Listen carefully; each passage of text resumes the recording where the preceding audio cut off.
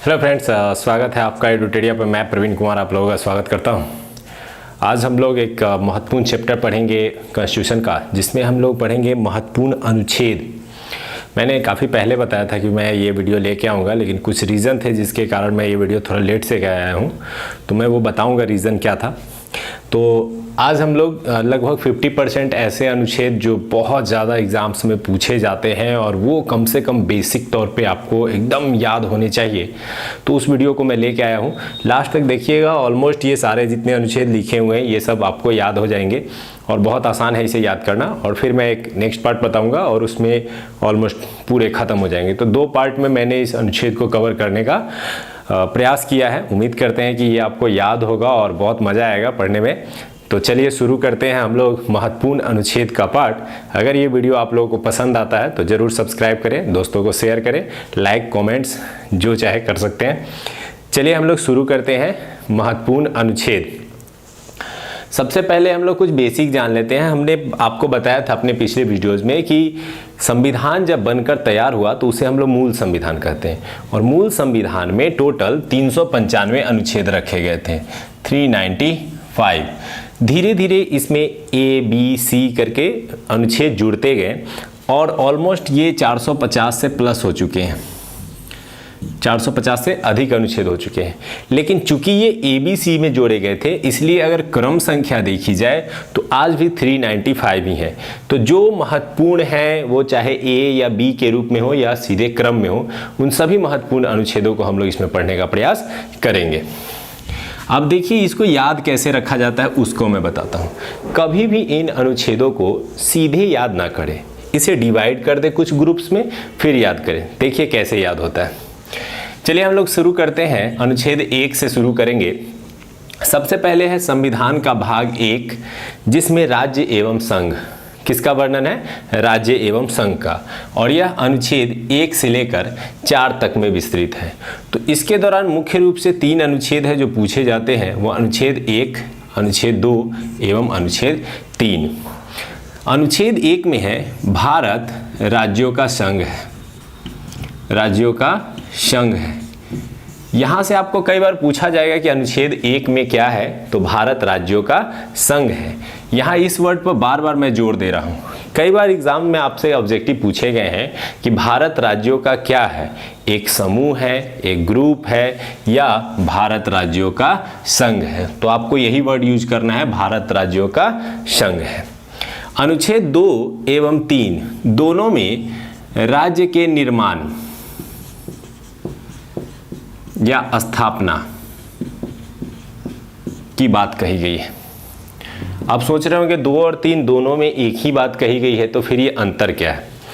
अनुच्छेद 2 में कहा गया कि अगर कोई भारत से बाहर का राज्य यानी कोई दूसरे क्षेत्र का प्रदेश यदि भारत में सम्मिलित किया जाता है तो उसे अनुच्छेद 2 के तहत भारत में राज्य के रूप में प्रवेश मिलेगा।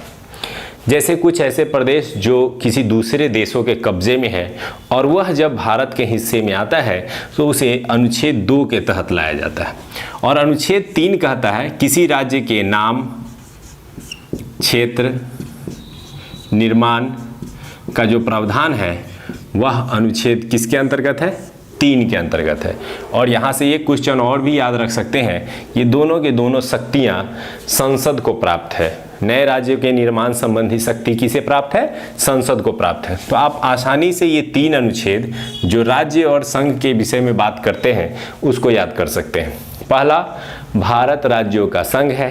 अनुच्छेद 2, कोई बाहरी क्षेत्र के राज्य यदि भारत में सम्मिलित किए जाएंगे तो अनुच्छेद 2 के तहत किसी भारत के राज्य के नाम, क्षेत्रफल और उसके स्वरूप में परिवर्तन लाया जाएगा तो अनुच्छेद 3 के तहत। जैसे आपको करंट में पढ़े होंगे 2014 में नए राज्य का गठन किया गया तेलंगाना, तो जो आंध्र प्रदेश से अलग ये राज्य बनाए गए, ये अनुच्छेद 3 के तहत बनाया गया। अनुच्छेद 4 पूछे नहीं जाते हैं, लेकिन अभी हाल ही में पूछा गया। अनुच्छेद 2 और 3 के जो प्रावधान हैं कैसे यूज होंगे, इसी के संबंध में 4 में बताया गया। ठीक है, तो हमने यहाँ से देखे। अब देखिए दोस्तों, मैंने भाग 2, भाग 3 और भाग 4 को शॉर्ट में डिफाइन किया है। भाग 2 अनुच्छेद 5 से लेकर 11 के मध्य है और इसमें नागरिकता का वर्णन है।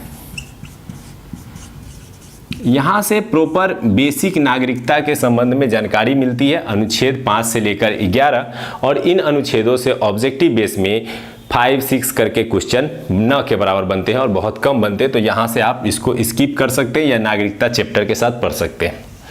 भाग 3 को मैंने विस्तृत रूप से 12 से लेकर के 35 के मध्य जो अनुच्छेद है, जिसे हम लोग मौलिक अधिकार कहते हैं,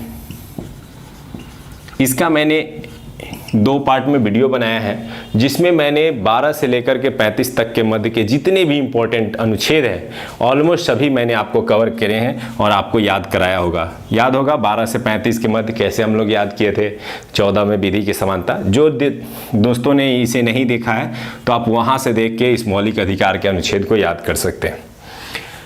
भाग 4 अनुच्छेद 36 से लेकर 51, इसमें मैंने राज्य के नीति निर्देशक तत्व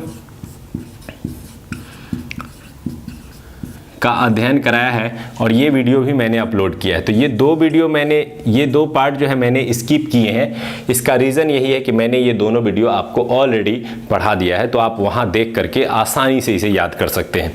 और साथ ही साथ मैंने ये अनुच्छेद का वीडियो इसीलिए थोड़ा डिले किया क्योंकि मैं ये 2 चैप्टर पढ़ाने के बाद ही आपको ये पढ़ाना चाहता था, क्योंकि इन दोनों के अनुच्छेद बहुत ही इंपॉर्टेंट है और जितने इंपॉर्टेंट ये दोनों अनुच्छेद हैं, इन सभी अनुच्छेदों को मैंने अपने वीडियोज़ में कवर कराए और मुझे लगता है कि वो याद होंगे आपको। अगर जिन दोस्तों ने नहीं देखा है तो आप ज़रूर इन 2 वीडियो को देख लें, प्लेलिस्ट में आसानी से आप ढूंढ सकते हैं।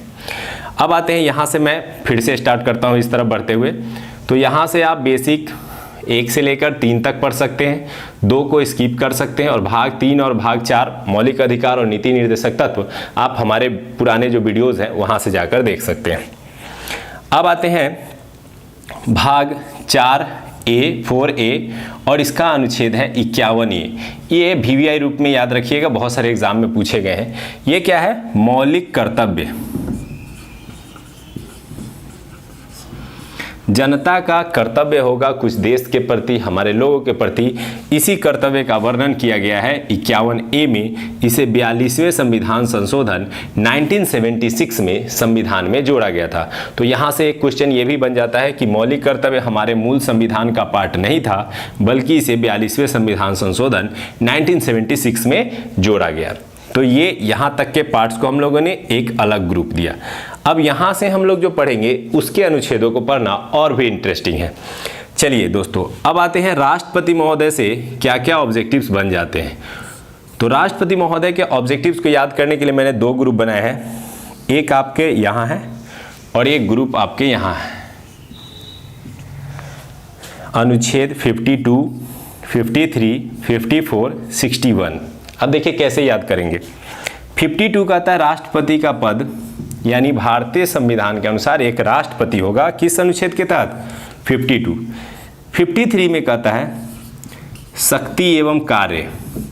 अब राष्ट्रपति जी बनाए गए हैं, उनका पद बनाया गया है, तो किसी कार्य और किसी शक्ति के साथ ही उन्हें बनाया गया है।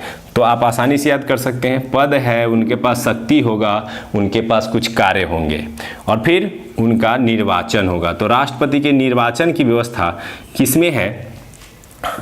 तो यह राष्ट्रपति के निर्वाचन संबंधी जानकारी अनुच्छेद 54 में है। और 61 में अनुच्छेद 61 में है महाभियोग।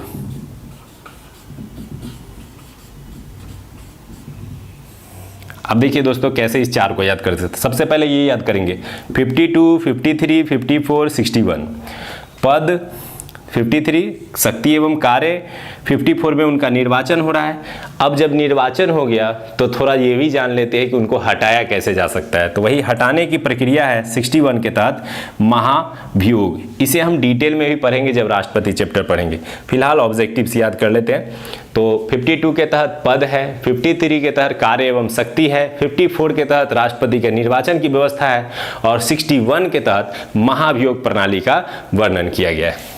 अब आइए दोस्तों, यहाँ हम लोग आते हैं। मैंने 61 यहाँ भी लिखा है और 2 बार मैंने 61 का जिक्र कर दिया है, तो आप वही चीज़ है महाभियोग। अब आ जाइए यहाँ 72, 85 टू 123, 143। 72 में क्षमादान की शक्ति। राष्ट्रपति को मृत्युदंड से लेकर के किसी भी प्रकार के अपराध के लिए क्षमा प्रदान करने की शक्ति दी गई है, वह शक्ति 72 के तहत दी गई है। तो क्षमादान की शक्ति। लोकसभा का विघटन, ये बहुत बार क्वेश्चन आता है कि लोकसभा का विघटन करने की शक्ति किसमें है, तो प्रधानमंत्री की सहायता से 85 अनुच्छेद के तहत ही राष्ट्रपति लोकसभा का विघटन कर सकते हैं। तो यहाँ से भी एक ऑब्जेक्टिव आता है, इसलिए मैंने इसको इंक्लूड किया है। 85 लोकसभा विघटन की शक्ति। 123 ये एक बहुत इंपॉर्टेंट है, ये है अध्यादेश। अब देखिए दोस्तों क्या होता है अध्यादेश क्या है, तो सबसे पहले हम लोग थोड़ा समझते हैं हमारे यहाँ विधि बनाने की प्रक्रिया क्या है। तो हमारे यहाँ संसद है केंद्र में, और संसद में 3 स्तंभ होते हैं, राष्ट्रपति होते हैं, लोकसभा होते हैं और राज्यसभा। जब तीनों एक साथ परमिशन देते हैं बारी बारी से, तो कोई भी कानून या विधि बनकर तैयार होते हैं, यानी कोई भी लॉ तैयार होता है। लेकिन यदि लोकसभा और राज्यसभा के बैठक नहीं चल रहे हों किसी परिस्थिति में, अभी जैसे नॉर्मल कंडीशन में इनकी बैठक तो वैसे भी साल में 2-3 बार ही होती है, तो जब इनकी बैठक नहीं चल रही हो और देश को किसी भी अति आवश्यक कानून की आवश्यकता पड़ जाती है, तो राष्ट्रपति अकेले साइन कर किसी कानून को बना सकते हैं। तो यहाँ देखिए याद करना कितना आसान है, 1 2 3 ये 3 लोगों के, यानी राष्ट्रपति, लोकसभा और राज्यसभा के पावर को अकेले यूज करते हैं, और उसी को क्या कहते हैं, अध्यादेश। तो 1 2 3 अध्यादेश। 3 लोगों की शक्ति जब एक में आ गई तो क्या हो गई, अध्यादेश हो गया। तो अध्यादेश की शक्ति 123। अब 143 ये भी बहुत इंपॉर्टेंट है।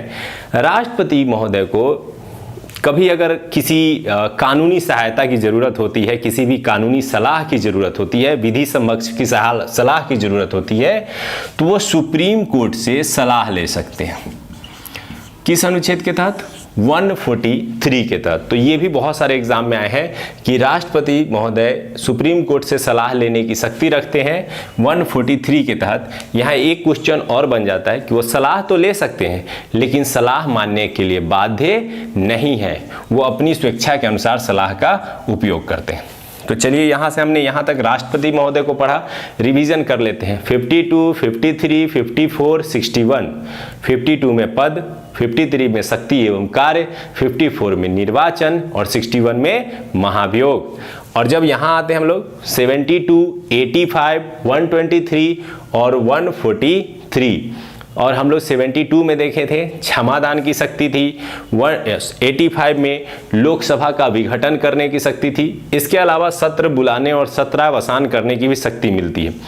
123 में अध्यादेश जारी करने की शक्ति है राष्ट्रपति महोदय के पास, और 143 में सुप्रीम कोर्ट से सलाह लेने की शक्ति, लेकिन वे इस सलाह को मानने के लिए बाध्य नहीं है। तो यहाँ तक हमने राष्ट्रपति से जुड़े हुए महत्वपूर्ण अनुच्छेद पढ़े। अब आते हैं हम लोग उपराष्ट्रपति के संबंध में। तो उपराष्ट्रपति महोदय के संबंध में 2 अनुच्छेद मुख्य रूप से याद आपको अभी करने हैं, 63 एंड 64। कितना आसान है, 63, 64। 63 में इनका पद, यानी भारत के एक उपराष्ट्रपति होंगे, इस संबंध में जानकारी कितने अनुच्छेद के तहत, 63 के तहत। और 64 में यही उपराष्ट्रपति राज्यसभा के सभापति के रूप में काम करते हैं।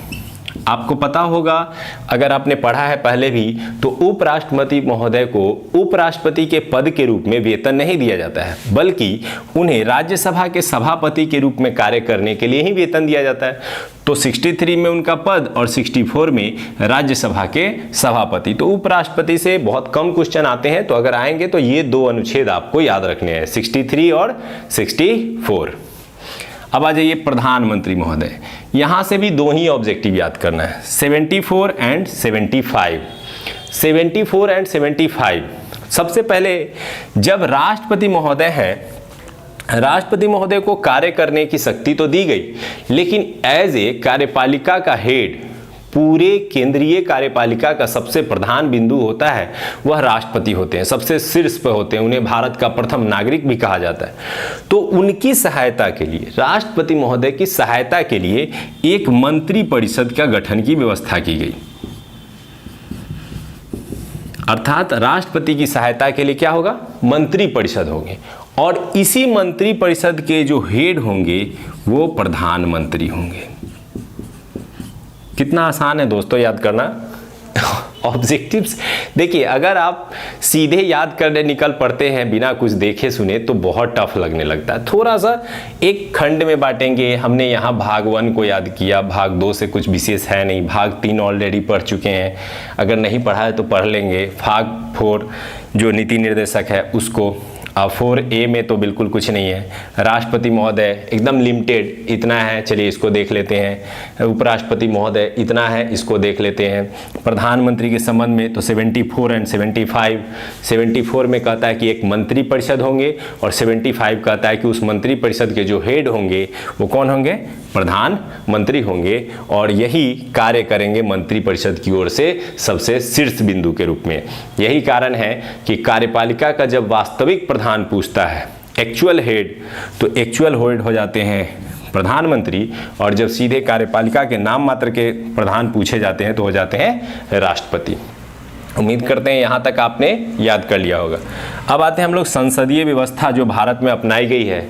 हम लोग जानते हैं कि ब्रिटेन से हमने संसदीय व्यवस्था ली है, तो संसद की कुछ विभिन्न अनुच्छेद हैं जिसको हम लोग याद करेंगे। इन तीनों को एक साथ याद रखिएगा दोस्तों। 79, 80, 81।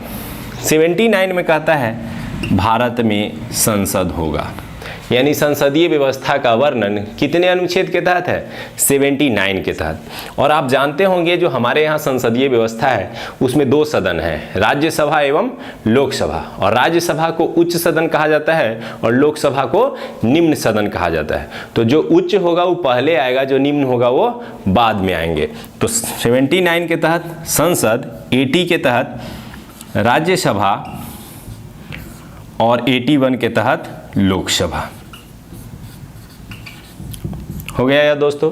79, 80, 81 संसद, राज्यसभा, लोकसभा, बहुत आसान। अब आते हैं हम लोग इस अनुच्छेदों की ओर। ये भी संसद से ही जुड़े हुए अनुच्छेद हैं। 100, 105, 108। चलिए याद करते हैं हम लोग इसको। 100 को 2 पार्ट में तोड़ दीजिए, 50 एंड 50। देखिए कैसे आसानी से याद कर लेंगे हम लोग इसको। 100 को 2 पार्ट में तोड़ेंगे, 50 एंड 50। कहता है भारतीय संसदीय व्यवस्था में है कि यदि लोकसभा में यदि दोनों किसी भी मुद्दे पे यदि वोटिंग कराई जा रही है और दोनों के मत बराबर हो जाते हैं, अर्थात 50-50 हो जाते हैं, बिल्कुल मत बराबर हो जाते हैं और निर्णय नहीं निकल पा रहा है, तो अध्यक्ष महोदय निर्णायक मत देंगे, अर्थात जिसके पक्ष में मत देंगे वो जीत जाएगा। तो आसानी से हमने तोड़ लिया कि जब मत 50-50 हो जाए तो ऐसे समय में अध्यक्ष महोदय को निर्णायक मत देने की शक्ति प्राप्त है, अर्थात निर्णायक मत देंगे वो। इसके अलावा 105, ये बहुत आसान है, संसद का विशेष अधिकार,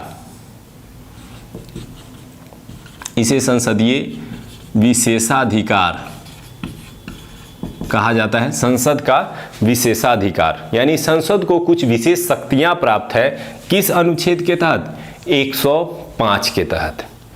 अब आ जाइए 108। आपने कई बार सुना होगा श्री श्री गुरु श्री 108 श्री।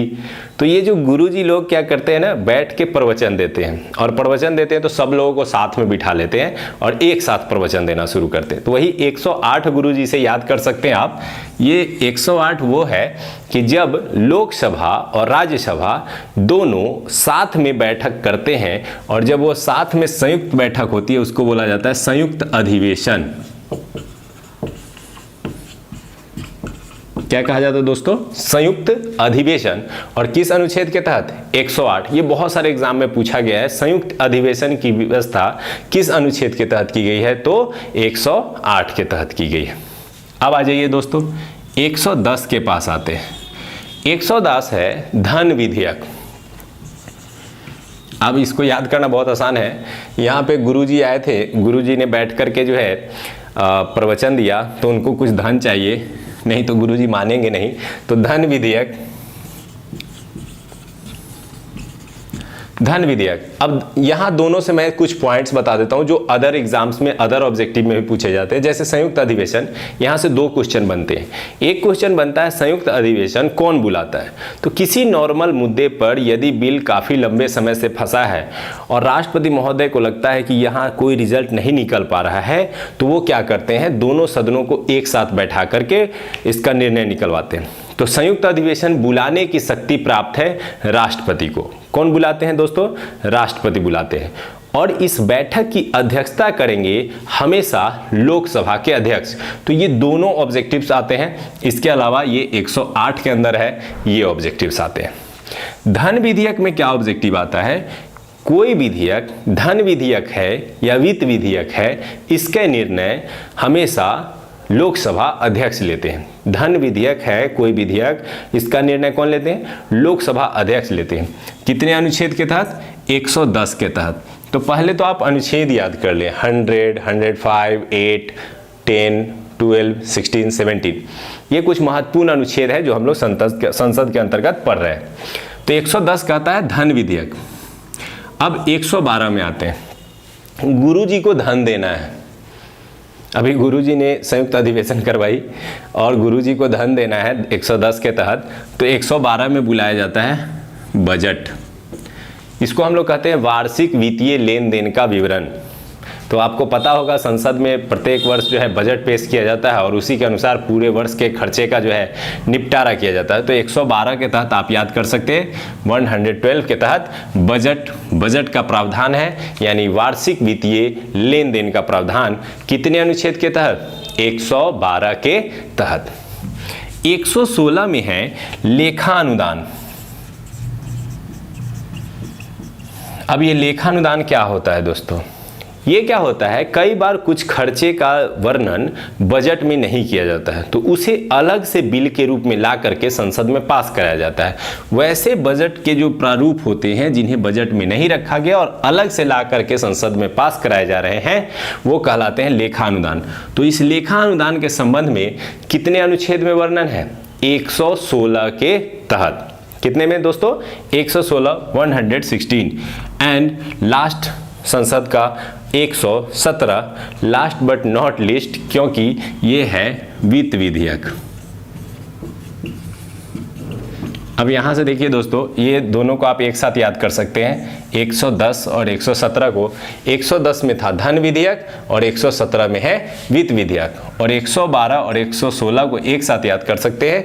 112 में है बजट और 116 में है जो बजट में नहीं है, वो क्या है? लेखानुदान है। तो इस तरह से हम लोगों ने संसद के कुछ महत्वपूर्ण अनुच्छेद को पढ़ा। 79, 80, 81 संसद, राज्यसभा, फिर लोकसभा। 100 50-50 करेंगे, निर्णायक मत अध्यक्ष महोदय। 105 संसद के भी कुछ विशेष अधिकार। 108 गुरुजी आएंगे, गुरुजी बैठक की अध्यक्षता करेंगे, यानी संयुक्त बैठक। और 110 धन विधेयक, 112 बजट का प्रावधान, 116 लेखानुदान, 117 वित्त विधेयक। और इस तरह से संसद के जो महत्वपूर्ण थे उन्हें हम लोगों ने देखा। अब आते हैं सर्वोच्च न्यायालय, सुप्रीम कोर्ट के पास। सुप्रीम कोर्ट से जुड़े हुए तो ऐसे बहुत सारे अनुच्छेद हैं, लेकिन हम लोगों को 3-4 ही याद रखने हैं। 124, 131, 137 एंड 143। आपको पता होगा दिल्ली में सर्वोच्च न्यायालय की व्यवस्था की गई है और सर्वोच्च न्यायालय के विषय में और भी डिटेल में पढ़ना है, लेकिन हम लोग कुछ बेसिक ऑब्जेक्टिव्स उसके पढ़ लेते हैं। 124 के तहत 124 याद रखेंगे दोस्तों, ये बहुत सारे एग्जाम्स में पूछे गए हैं। 124 के तहत भारत में सर्वोच्च न्यायालय यानी सुप्रीम कोर्ट का गठन किया गया है। ठीक है। 131 में उसके मूल अधिकारिता या मूल आरंभिक अधिकार, जिसे क्षेत्राधिकार भी कहा जाता है, यानी उनके कुछ बेसिक पावर हैं, उसका वर्णन अनुच्छेद 31 के तहत किया गया है। ठीक है, उसको हम लोग आरंभिक अधिकार कहते हैं या क्षेत्राधिकार के रूप में भी जानते हैं। तो सुप्रीम कोर्ट के जो बेसिक पावर्स है उसका वर्णन 131 में किया गया है। 137 बहुत इंपॉर्टेंट है, अभी हाल में बहुत चर्चा में है, तो इसलिए इसको तो बिल्कुल याद रखें। इसे हम लोग कहते हैं न्यायिक पुनर्विलोकन। ये क्या होता है?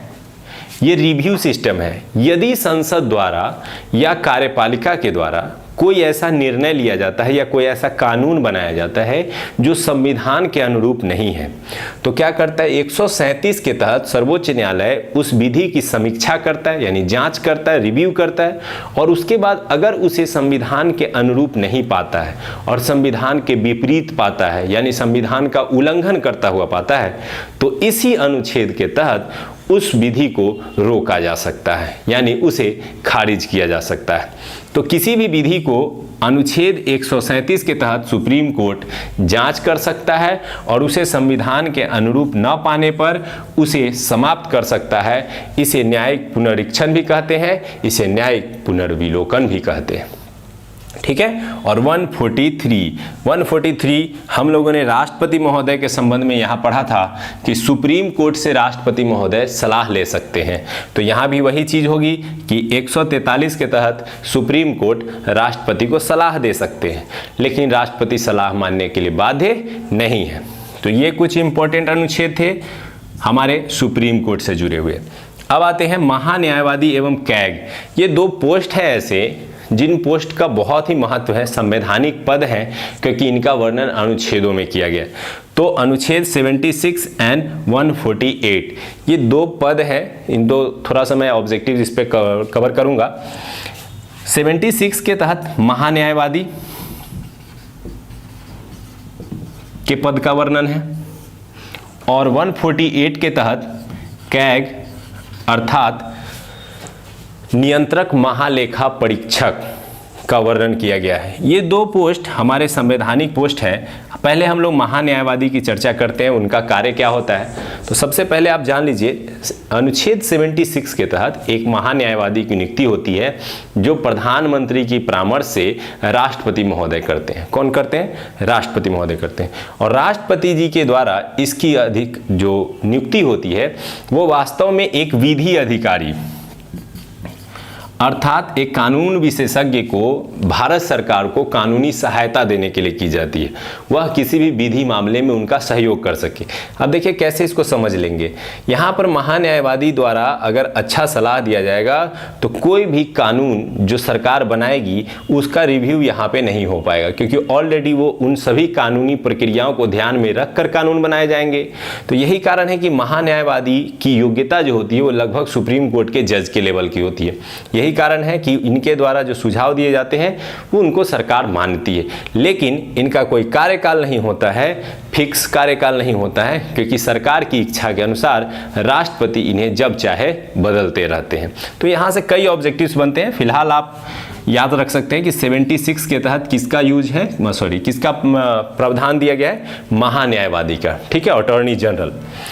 148 में हम लोग आते हैं तो कैग नियंत्रक महालेखा परीक्षक होते हैं। यह एक सीनियर आईएएस अधिकारी के रैंक के होते हैं और इन्हें कैग के रूप में नियुक्त किया जाता है। इनकी भी नियुक्ति राष्ट्रपति ही करते हैं और इनका मुख्य कार्य होता है सरकार द्वारा सार्वजनिक धन का जिस प्रकार से व्यय किया जाता है तो उस आय और व्यय का लेखा जोखा करना, अर्थात वो जो व्यय हुआ है वो सही हुआ है या नहीं, उसका परीक्षण करना। जान करके आप लोगों को पता ही होगा शायद कि जितने भी हमारे घोटाले उजागर हुए थे बीच में, 2G स्पेक्ट्रम घोटाला रहा हो या कोलगेट घोटाला रहा हो, उन घोटालों को कैग ने ही उजागर किया था। ठीक है, तो ये हमने आज कुछ बेसिक ऑब्जेक्टिव्स में इन्हें अनुच्छेदों को देखा कि कैसे यहाँ तक के अनुच्छेदों को हम लोग ग्रुप बाय ग्रुप बांट करके आसानी से याद कर सकते हैं। ऑलमोस्ट इतने ही ऑब्जेक्टिव्स बचे होंगे, मैं अगले पार्ट में कवर करा दूंगा। और इस तरह से आप अगर इतना कम से कम बेसिक टर्म याद रखते हैं तो फिर अगर आप चैप्टर्स में पढ़ेंगे तो एक दो और बढ़ते चले जाएंगे, लेकिन इतने कम से कम बेसिक्स हैं, ये 100% याद रहने चाहिए। उम्मीद करते हैं कि ये आपको याद हो गए होंगे और फिर से इसे दोबारा देख लें अगर नहीं याद हो रहा है तो तो बिल्कुल याद हो जाएंगे दोस्तों। और मैं उम्मीद करता हूँ कि आपको पढ़ाई पसंद आ रहा होगा और याद भी हो रहा होगा। चलिए मिलते हैं नेक्स्ट वीडियो में, धन्यवाद।